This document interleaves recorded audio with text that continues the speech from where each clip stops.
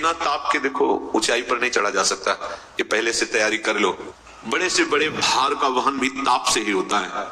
जब हम कोई असत चेष्टा का विरोध करते हैं तो ताप पैदा होता है। वो ताप हमें चाहिए।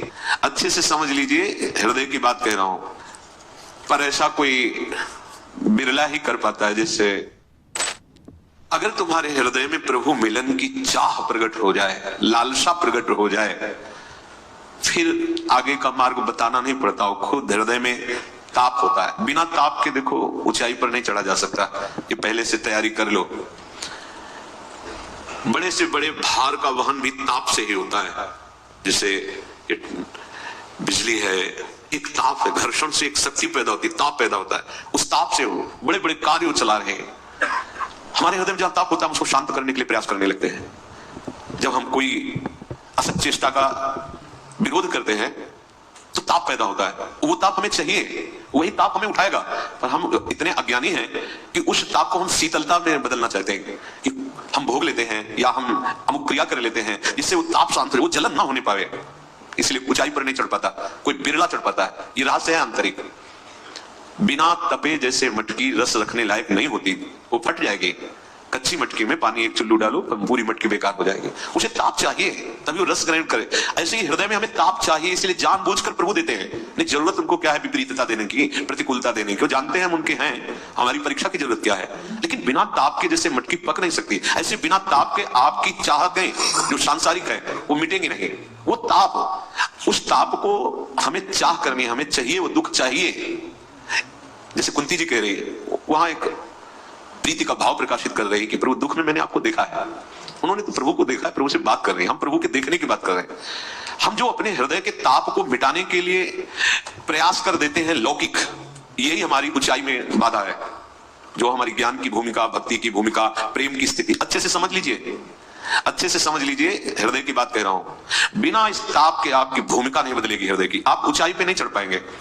ये आंतरिक यात्रा है। जहां आपको भगवान कृपा करके ताप देते हैं वहीं आप बिखर जाते हैं और उस ताप को शांत करने के लिए विपरीत आचरण कर देते हैं। अब फिर वहीं के वहीं नीचे स्थिति गिरती चली जाती है। किसी ने पूछा कि साधन करते करते इतने दिन व्यतीत हो गए, पर मुझे ना तो भगवान की प्राप्ति की इच्छा है ना भगवान प्राप्त हुए, तो इसका क्या कारण हो सकता है। हम भजन कर रहे हैं, बहुत समय से साधन में लगे हैं, मानो अपने सबका प्रश्न है। भगवान की प्राप्ति की इच्छा, हाहाकार मच जाएगा हृदय में। इच्छा तो एक बार तो इच्छा हो इनसे मिलने की, अभी तो केवल वाणी से भले बोल रहे हो, हृदय से नहीं। आवश्यकता उस इतनी हो जाए प्रभु की कि चैन ना मिले, तब उसे इच्छा कहते हैं। जैसे प्यासा आदमी, चाहे उसके आगे अमृत रखो, रबड़ी रखो, नहीं, उसे केवल पानी चाहिए। जब हमारी श्वास लेने की वृत्ति जैसे जल में डुबोने पर होती है, केवल अब हमें वायु चाहिए, श्वास, ऐसे जब हमारी चाह केवल भगवान चाहिए, केवल प्रभु चाहिए, जरूरी है, हमें जरूरी है, अत्यंत आवश्यक है जीने के लिए। जैसे जल वायु अन्न की आवश्यकता है, ऐसे जीवननाथ के लिए उनके मिले बिना जीवन का अस्तित्व क्या, यही भटकना रहेगा, बार बार जन्म, बार बार मरण, बार बार भोग क्लेश अशांति।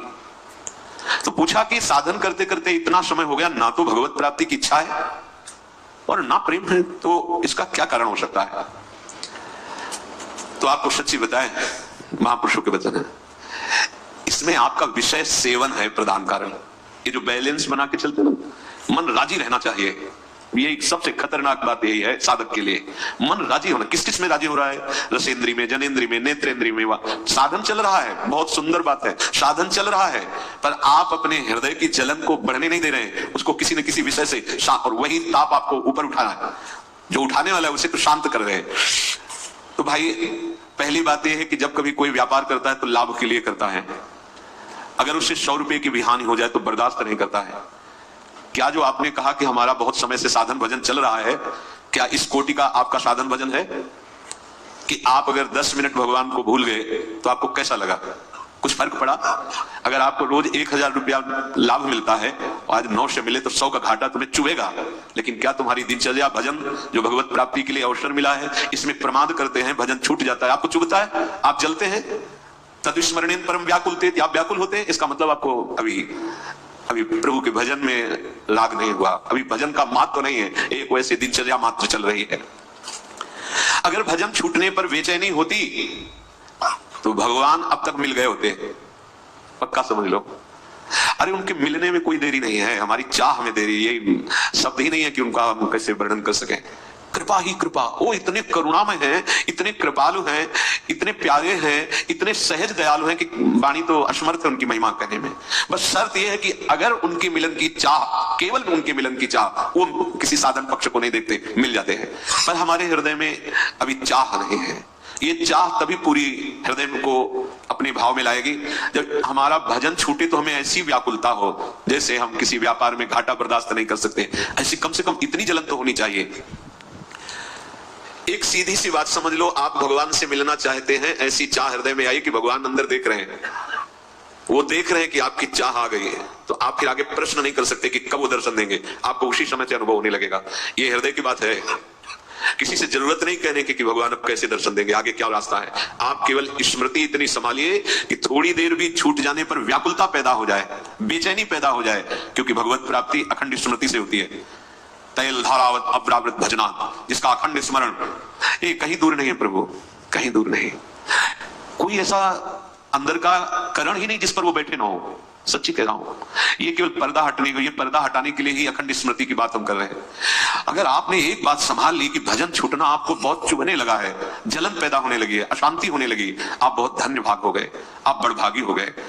आप भजन छोड़, ईमानदारी से देखो पूरी समय की दिनचर्या को, आप प्रभु से विमुख कितना समय व्यतीत करते हैं, अंदर का चिंतन कितना प्रभु से विमुख बर्दाश्त करते हैं आप। कैसे कैसे महाप्रेम की प्राप्ति हो, कैसे भगवत साक्षात्कार हो जब आप उसके सिद्धांत में नहीं चल रहे। स्मृति अखंड तैल धारावत, इसी का नाम भगवत प्राप्ति है। यहीं से सब कुछ प्राप्त हो जाता है। भगवान का मिलना दुर्लभ नहीं है। तस्याम सुलभा पार्थ नित्युक्त योगिना, उसके लिए मैं सुलभ हूं। अनन्य चेता सततम यो माम स्मृति नित्यशा, जो निरंतर मेरा स्मरण करता है। संसार के जितने भोग पदार्थ, अवस्था, पद, रुपया, पैसा, मित्र, जो भी एक तरफ ये है सब, और एक तरफ प्रभु के मिलन की चाह है। देखो आपके अंदर क्या है, ये खुद न्यायाधीश भी बनिए आप कि आप किस कोटि के साधक हैं, आप किस कोटि की उपासना। एक तरफ ये सब और एक तरफ प्रभु के मिलन की चाह, आप किसे स्वीकार करते हैं? बोले प्रभु के मिलन की चाह। तो फिर स्मृति अबाध होनी चाहिए, अबाध स्मृति। बर्दाश्त कैसे हो रहा है प्रभु का विस्मरण होना, प्रभु को भूल जाना कैसे हो रहा है तुम्हारे जीवन में? इसका मतलब अभी इधर महत्व है, प्रभु का महत्व नहीं है। चाहे जैसी प्रत्येक परिस्थिति हो, चाहे जैसी चित्त की अवस्था हो, चाहे जितना प्रतिकूलता या अनुकूलता हो, तुम्हारा भगवत स्मरण का तार नहीं टूटना चाहिए। अगर इसी जन्म में भगवत प्राप्ति करनी है, भगवत प्रेम में डूबना है, तो स्मृति का तार तुम्हारे न तोड़ पावे कोई धन, कोई संपत्ति, कोई पद, कोई प्रतिष्ठा। पर ऐसा कोई बिरला ही कर पाता है। जैसे जगह जगह महापुरुषों ने जब स्थिति की बात आई तो जो कहो हरिवंश रस बिरलो समझनहार, एक दो ही जो पाइए खोजी सब संसार, को एक पाव भगत जी में मोरी। बस कारण यही है, वैसे ही सब छूट जाएगा। काहे को घाटा बर्दाश्त कर रहे हो? जो कुछ भी है सब छूट जाएगा। यहां जो कुछ भी है सब छूटने वाला है। एक बढ़िया सौदा है। जब सब छूट ही जाएगा तो ऐसी वस्तु पकड़ लो जो कभी न छूटे। अंत ही तो ही तजेंगे पामल, तू न तजया बही दे। श्री भाई जी महाराज हनुमान प्रसाद पोद्दार जी कह रहे हैं कि अब जान गया मैं। देखो बहुत सुलझी हुई बात है, अगर पकड़ लो तो बहुत जल्दी लाभ मिलेगा। बोले अब जान गया। क्या जान गया? कि मेरे अंदर जो दुर्बलता थी ना, अब मैं जान गया दुर्बलता किस बात की। ये विषय भोग, ये विषय आकर्षण, इसी दुर्बलता ने मुझे प्रभु से दूर किया है। बिल्कुल सच्ची बात। ये अपना स्वरूप ही है आनंदमय, सहज सुख राशि स्वरूप है। सच्ची कोई अभाव नहीं है, कोई चाह नहीं है अपने को। इस शरीर को लेकर, इंद्रियों को लेकर ये चाह का जाल फैल गया। ये सबकी समझ में नहीं आएगा। ये वो बड़े कृपा पात्र जन हरि के हैं जिनको ये बात समझ में आएगी। ये शरीर को लेकर चाह कभी पूर्ण नहीं होगी, ऐसी बढ़ती चली जाएगी। जब तक आप अपनी दुर्बलता को समझेंगे नहीं, त्यागने की भावना नहीं करेंगे, तब तक आगे नहीं बढ़ पाएंगे। जो औषधि रोग मिटाने के लिए उसी को हम प्रयोग कर रहे हैं रोग बढ़ाने के लिए। कैसे? हम अपनी दुर्बलता को नहीं जान पा रहे।